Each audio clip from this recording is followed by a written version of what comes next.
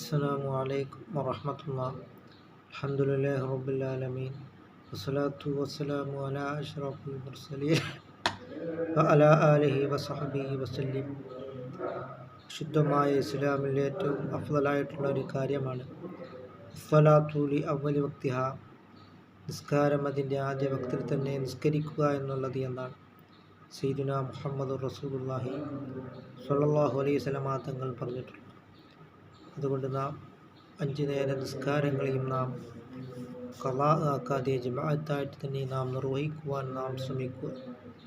പള്ളിയുടെ മിനാരങ്ങളിൽ നിന്നും സുബഹിയുടെ സമയത്ത് സ്വലാത്തു ഖൈറും മിനൻ നൗം, നിസ്കാരം ഉറക്കത്തേക്കാൾ ശ്രേഷ്ഠമാണ് എന്ന് വിളിച്ചു പറയുമ്പോൾ നാം ആ സമയത്ത് നാം കിടന്നുറങ്ങാതെ നിസ്കരിക്കുവാൻ നാം തയ്യാറാവുകയും അങ്ങനെ നാം അള്ളാഹുവിലേക്ക് നാം മടങ്ങുകയും ചെയ്യുക. അങ്ങനെ നാം നിസ്കാരാദി കാര്യങ്ങളിൽ നാം വളരെയധികം ശ്രദ്ധിക്കുകയും വിശുദ്ധ ഇസ്ലാമിൽ പട്ടിയേക്കാളും നായിയേക്കാളും അതിനികൃഷ്ടമായിട്ടുള്ള സ്ഥാനമാണ് നിസ്കരിക്കാത്തവന് ഉള്ളത്. മഹാനായ അലി റളിയല്ലാഹു അൻഹുവിൻ്റെ കാലിൽ ഒരു ദിവസം ഒരു അമ്പ് തറയ്ക്കുകയുണ്ടായി. ആ സമയത്ത് മഹാനായ അലി റളിയല്ലാഹു തആല അൻഹു സഹാബാക്കൾ എല്ലാം ചെയ്തിട്ടും എത്ര പണിപ്പെട്ടിട്ടും അമ്പെടുക്കുവാൻ കഴിഞ്ഞില്ല.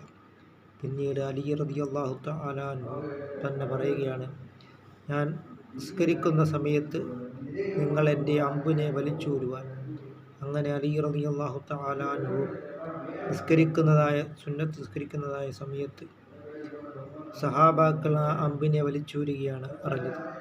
എന്നിട്ട് പോലും അലി റളിയല്ലാഹു തആല അൻഹു ആ തൻ്റെ അമ്പ് വലിച്ചൂരിയതിനെ അറിഞ്ഞില്ല. അതായിരുന്നു അലി റളിയല്ലാഹു തആല അൻഹുവിൻ്റെ നിസ്കാരം. അതുകൊണ്ട് നാം നിസ്കാരാദി കാര്യങ്ങളിൽ നാം വളരെയധികം ശ്രദ്ധിക്കുകയും നിസ്കാരത്തിൽ ശ്രദ്ധകൾ നാം വെച്ച് പുലർത്തുകയും ചെയ്യുക. അങ്ങനെ നാം അള്ളാഹുവിലേക്ക് നാം മടങ്ങുകയും ചെയ്യുക.